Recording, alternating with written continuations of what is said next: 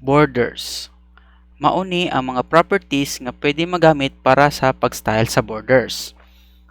Border style, border width, border color, ug style na to siya individually sa lahi nga mga sides. Top, bottom, right, ug left. Karon dito ta sa demo. Na ko'y naka-ready diri daan nga page, so borders.html. Nya sulod sa atong body natay header, nya natay isa ka paragraph. Karon, ang una natong iset nga property para sa border, so ang border unsa ni siyang border, mura ni siya coral nga nakapalibot sa imuhang element. Okay? So para sugdan na to, ato siya uncomment ning na diri, no? So ang una nga property is border style.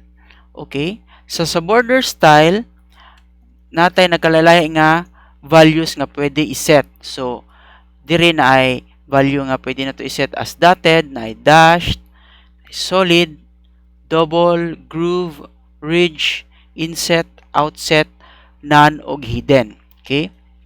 So sugdan na to, for example kaning solid. Set na to siya into solid. So atong tan-awon diri sa browser.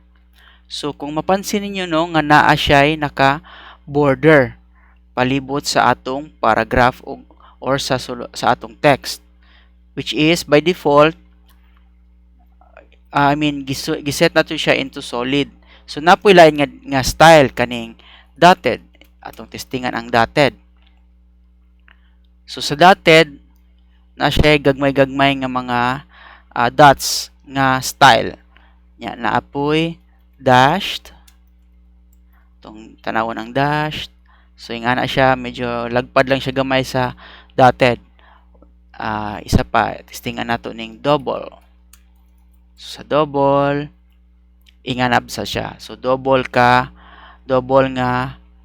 borders ang mugawas. Okay? Sunod nga property nga pwede na to iset is kaning border width. So sa border width, ang values na itong i-set, pwede na to siya lahi-lahi nga units. Pwede ni px, pixel, kaning pt, or point, cm, centimeters, or m. Kaning m, relative ni siya sa font. So, lahi-lahi ni silag sukod nga mga values. So, for example, set na to ang border width into 1. So, itong i-check. So, 1. Karon pwede na to na siya padak-an, pwede patambukon, set na to 5 pixels. So 5 pixels po na siya.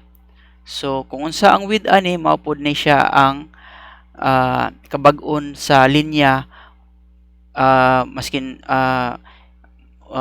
depende pod kung unsa nga style. Okay? Sunod nga property nga atong iset is color, border color. So pwede na to mabutang ang color ang atong mga borders. Karon sa values, pwede nato ni siya iset sa kadtong tulo ka klase, no? Kadtong color name, kadtong hex or hexadecimal, o kadtong RGB. So pwede na siya ma-apply nato tong sa previous lesson nato katong colors, katong tulo ka values nga klase sa values nga pwede nato iset. Pwede nato na siya iset diri sa border color. Okay? So iset nato sa red. So mahimo siyang red ang border nato. Pwede po nato siya i-try ang katong RGB. So sa RGB, the same lang gyapon, no? Ang value sa red, green, ug blue. Sa green, iset nato 250. Sa blue, 0. So nag-change po siya into somewhat bright green color. Okay? Karon, kaning borders nato, pwede sad nato ni siya i-set individually. Okay? So for example, mag-set tag individual, top, bottom, left or right. Okay? So sa border, example, i-set na to ang color sa top. Color top into blue. Border top dash border color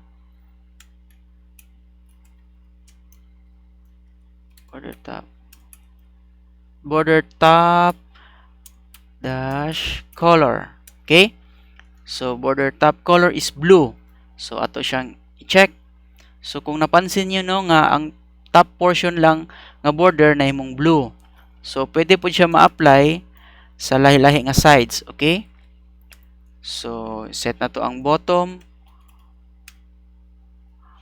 color into, let's say, yellow. So, nahimo siyang yellow. Then, ang left o right, nahimo siyang green.